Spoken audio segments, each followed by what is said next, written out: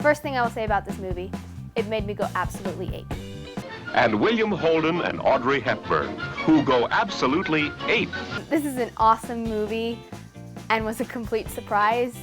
I'd never even heard of it before, as I'm sure many of you haven't. Paris When It Sizzles is one of those movies that while you watch it, you think, wow, this must have been so fun to make, because it's just silly and zany and it goes all kind of fun places. And what's funny to me about it is it's got this fantastic title, and I'm just going to tell you right now, spoiler alert, it has nothing to do with the movie. But it is a fantastically fun movie. It's an old premise. You've probably seen it in a dozen other movies and TV shows. The premise of a writer who's trying to come up with his material, and you kind of get a window into his imagination as he comes up with the material. It's this old premise, overused, I would say, in many cases, but this movie made it fresh, made it fun. One of my favorite things about Paris When It Sizzles is it's a very silly, very fun movie. It takes two very serious actors, William Holden, Audrey Hepburn, who normally are very reserved, very adult, and this takes them out of that element and out of a typical character setting for movies of that time and places them in this quite comical, just over-the-top silly scenario, and it's really fun to see them both out of their element, stretching their acting abilities.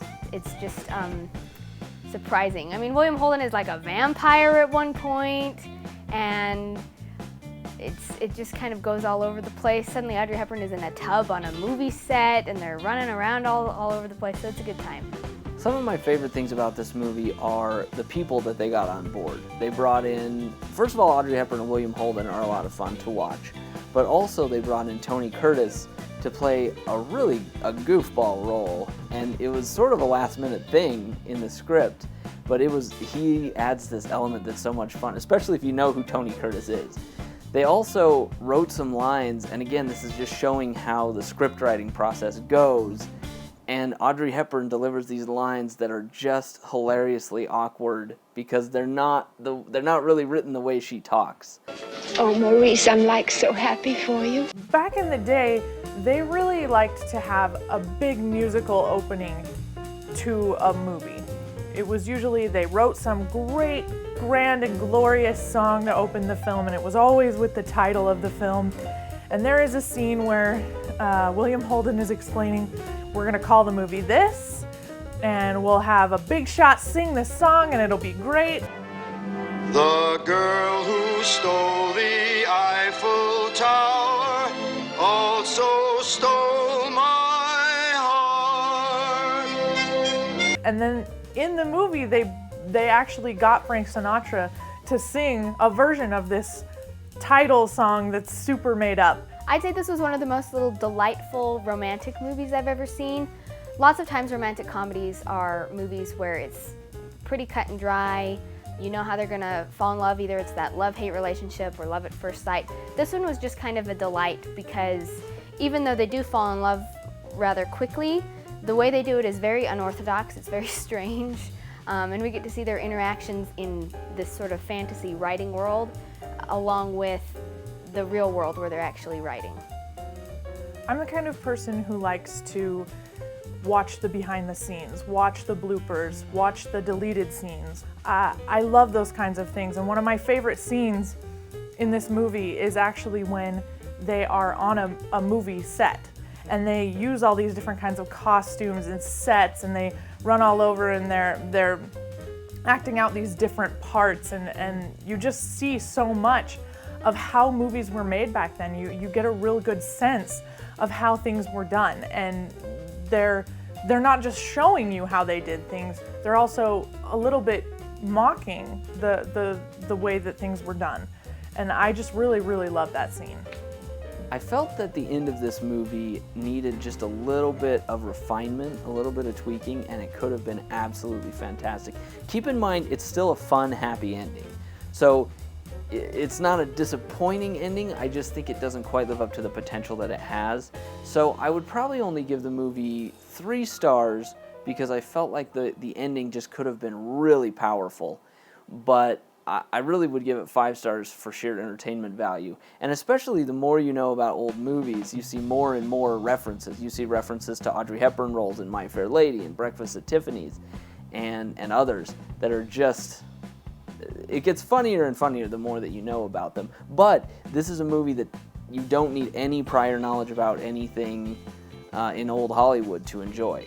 All in all, I think I'd probably give Paris When It Sizzles 3.5 stars. Don't go into this movie expecting it to be the best thing you've ever seen. Expect a silly movie, and it's really fun. I'd say it's a movie for people who like watching movies, and really a movie for people who have ever written anything ever. The movie is actually based on a French film called Holiday for Henrietta, and then its working title was Together in Paris, which I think anybody out there could agree. Paris When It Sizzles sounds like an infinitely more interesting title. William Holden and Audrey Hepburn actually worked together before on Sabrina, about 10 years earlier, and during Sabrina, they had actually had an affair.